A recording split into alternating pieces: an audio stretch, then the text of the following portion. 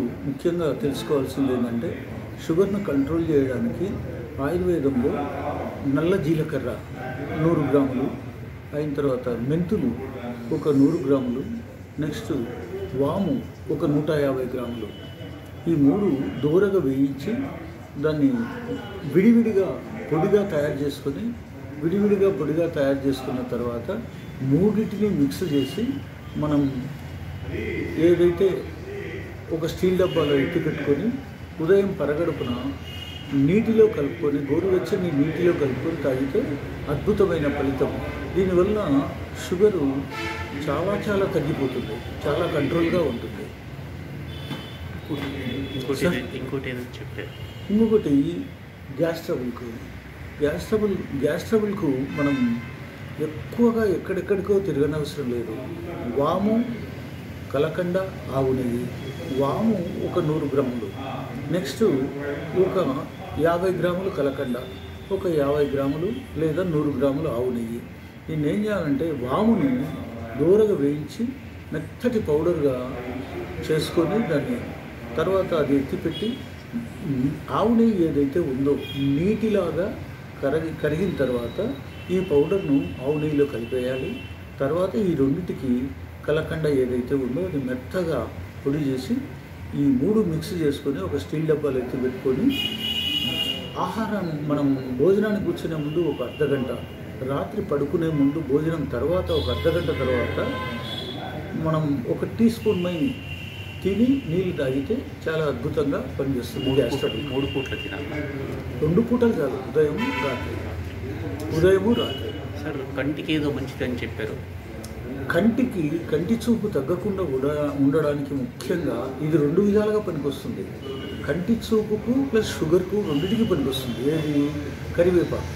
కరివేపాకును కారపు పొడిగా కొట్టుకోవాలి. కారపు పొడి అంటే కరివేపాకును నీడలో ఎండబెట్టిన తర్వాత దాన్ని మనము మామూలుగా పప్పుల పొడి, వేరుశెనక్కాయ పొడి, ఇట్లా ఏవేవైతే కారపొడులు చేసుకుంటామో అదేవిధంగా కరివేపాకు పొడి చేసుకొని దాంట్లో మనకు వీలైతే ఒట్టి కొబ్బెర ప్లస్ నెక్స్ట్ రెండోది ఎల్లిపాయలు, అయిన తర్వాత కారపొడిలాగా మొత్తం ఇది తయారు చేసుకున్న తర్వాత డబ్బాకి ఎత్తి పెట్టుకొని ఆహారం నువ్వు ఏదైతే అన్నం తింటున్నావో అన్నంలో మామూలుగా నువ్వు కారపొడిలాగా దాన్ని యూజ్ చేసుకున్నందువలన అటు కళ్ళకు ఇటు షుగర్కు అద్భుతమైన ఫలితం ఇస్తుంది.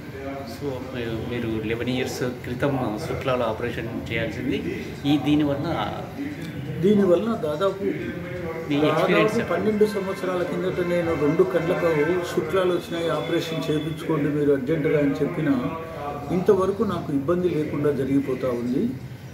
అయిన తర్వాత నెక్స్ట్ మనం బీపీ విషయానికి వచ్చేసరికి మనకు ఇంట్లో ఏదైతే ఎల్లిపాయలు ఉన్నాయో ఎల్లిపాయలు మనం ఆహారం తీసుకుంటున్నప్పుడు ఉదయం టిఫిన్లో కానీ, మధ్యాహ్నం భోజనంలో కానీ, రాత్రి టిఫిన్ కానీ భోజనం చేసేటప్పుడు ప్రతి పూట 2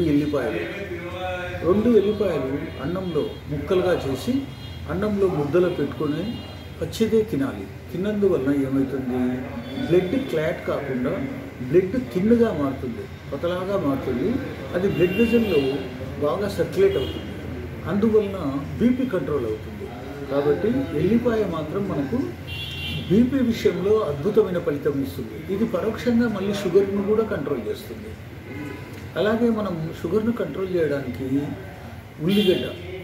ఉల్లిగడ్డ మనం ఉదయము రాత్రి ఒక 50 గ్రాముల ఉల్లిగడ్డ ఆహారంలో తీసుకుంటే, పచ్చి ఉల్లిగడ్డ తీసుకుంటే ఇన్సులిన్ పెరగడానికి చాలా అవకాశం. ఇన్సులిన్ పెరిగి షుగర్ను కంట్రోల్ చేయడానికి ఉల్లిగడ్డ అద్భుతమైన ఫలితం ఇస్తుంది. ఇవన్నీ నేను ప్రాక్టికల్గా ఉపయోగించుకుంటున్నాను. దానివల్ల ప్రాక్టికల్గా నాకు ఇబ్బంది లేకుండా జరిగిపోతూ ఉంది. సో డియర్ సబ్స్క్రైబర్స్, విన్నారు కదా, తను తిమ్మప్ప గారని రిటైర్ గవర్నమెంట్ ఎంప్లాయీ. తను ప్రాక్టికల్గా ఆయుర్వేదం మెడిసిన్స్ వాడుతూ షుగర్, బీపీ, కంటి చూపును మెరుగుపరుచుకున్నారు, గ్యాస్ లేదు. సో ఇప్పుడు తన అనుభవాన్ని మీరు ప్రాక్టికల్గా ఇంప్లిమెంట్ చేయండి. ఆరోగ్యంగా ఉండండి. ధన్యవాదాలు. Thank you sir. Thank you.